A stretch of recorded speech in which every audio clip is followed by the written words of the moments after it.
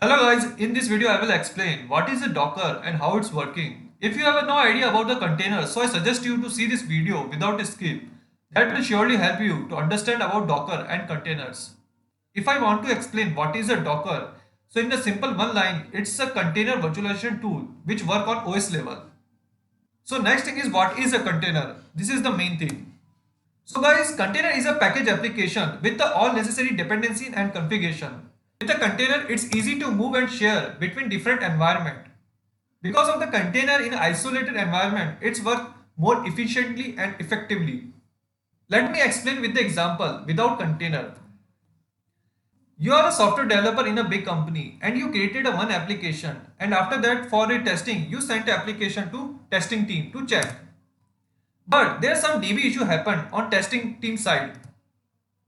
They check with developers and from their side application working correctly. But it's not working on testing side. So after a long conversation, they figure out it's a DB version issue. Developer team and testing team using a different DB version. So due that application is not working. This type of issue occurred due to different OS library and dependency. Now the second example is with the container. Now you created a container in Linux OS and deployed your app on container and sent to the testing team. But they are using Windows. But the magic is testing team can run application without any issue. How is possible to that application work on testing side also? Because both team has a different OS configuration and libraries, but still they can run application. This is the power of Docker container. Because container provide an isolated environment, so whatever application you deployed in the container, it will work for any OS environment without any issue. You just need to install Docker and run the container, that's it. Now the next thing is what is a Docker image. So now what is an image? Image is a read-only template with the instruction for creating a Docker container. In image have a multiple layers. Docker container image have a base layer in a OS like Alpine, Ubuntu, CentOS. That not mean it's a complete OS. It's provide minimal environment so application can configure and run. So let's take an example of Postgres image. In a Postgres, base layer is the OS like Alpine, this using a very less space, and then Postgres have a own layer and other application or library or dependency also which using by Postgres. So all are make one Postgres container image. So every application have own image and layers. Let me show you quick example in terminal. So in this example, I'm using Postgres container. For this, I need to type docker run -e Postgres underscore password is equal to 123 Postgres. Now you can see here it's pulling multiple layers from a Postgres. When all the images are downloaded, it's combined into one image. So you can see here I type in the Postgres only. So that means it's pull the latest version of Postgres image. If I want to a different version of Postgres, so I have to define here after the semicolon. Okay, now you can see here this Postgres image downloaded and the container also running. So let me show you that container. So I take another session and type here docker container ls. So you can see here the container is running about a minute. And if you want to check the image, so we need to do docker image ls. So you can see here that Postgres image downloaded with the latest version. This is the image ID. It's created 8 days ago and the size is 314 MB. So if you want to check what in this image, you can type the docker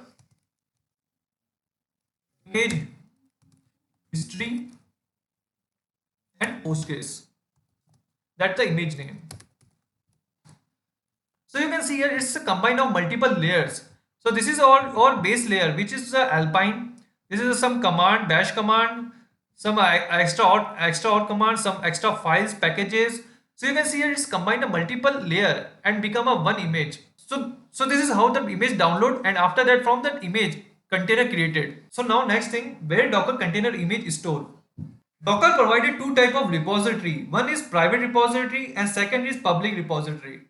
Some company have a own private repository where they host or store their images.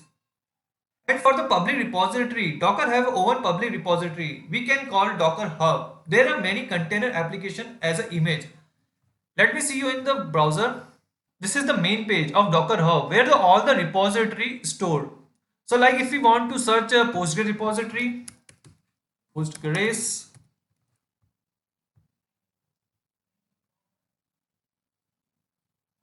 here it is Postgres official image.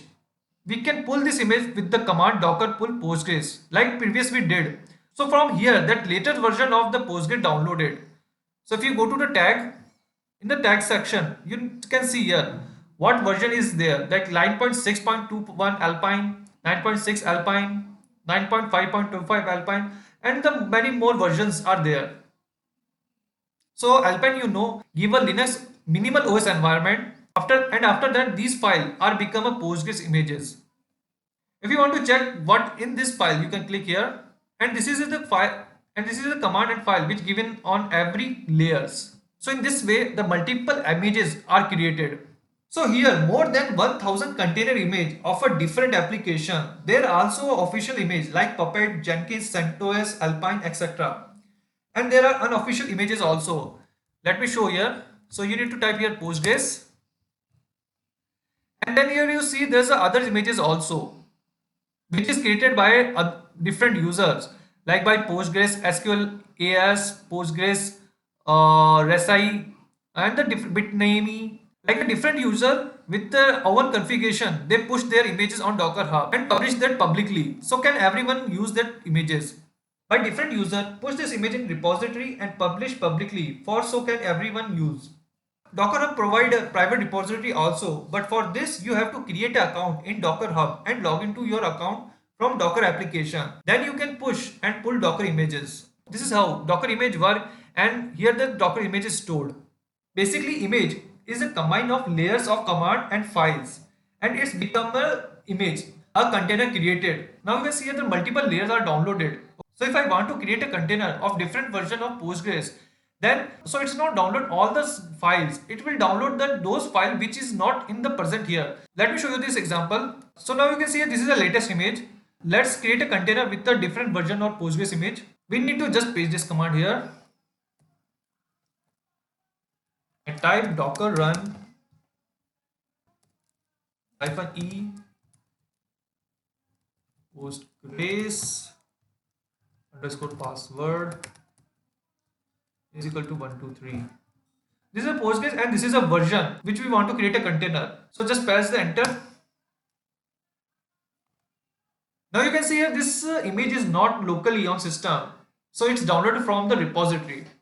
So you can see here this download complete already, means these files are already there. Now you can see here there are another version of Postgres running on the same system. So let me show you this Docker container. So you can see here there is a two version of Postgres. One is 9.6 and one is the latest version of Postgres. And also the images also is here. There is here is the latest version of image and there is a downgraded version of image also. So you can see here that Postgres two type of different version on the same system. And now you check the size. It's a 37 MB and the latest version is 314 MB. So how this possible that this size is so small? This size is small because it's not downloaded the same packages which have a latest version of Postgres. It's downloaded only those packages which is not available. And after that it created container. So this container created by from these two images, the 9.6 and the latest version. Some file it take from that 9.6 version and some file it take from latest version.